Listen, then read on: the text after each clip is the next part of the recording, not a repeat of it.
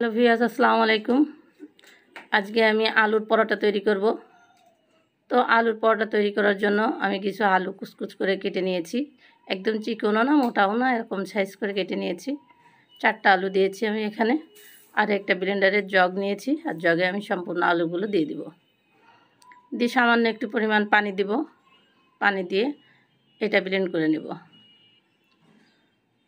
তো আমার ব্লেন্ডার করা হয়ে গেছে। এখানে একটা বাটি নিয়েছি, এবার আমি বাটিতে ঢেলে দিব।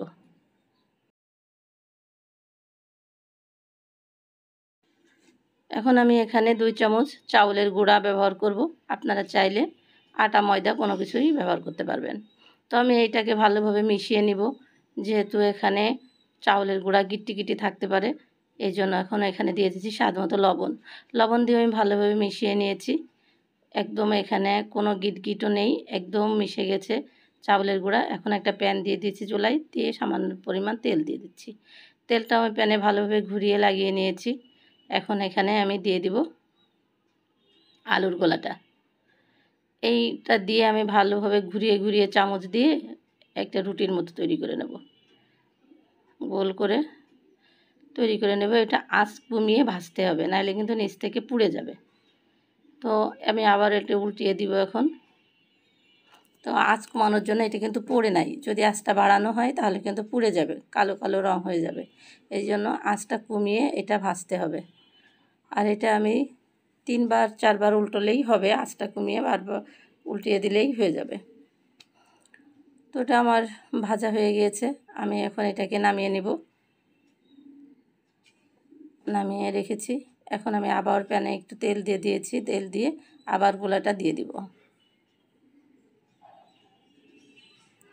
এটা দিয়েও আমি গোল করে নিব। গোল করে নিয়ে আঁচটা কমিয়ে নিতে হবে। আঁচটা কমিয়ে না নিলে কিন্তু নিচ থেকে পুড়ে যাবে।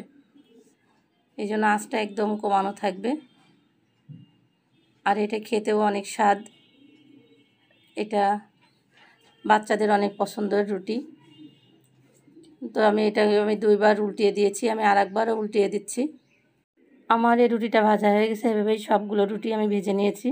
এই রুটিটা সকালের নাস্তায় অনেক ভাল লাগে। সবজি, গোশ অথবা চিজ যে কোনো কিছু দিয়েই এটা খেতে অনেক মজাদার।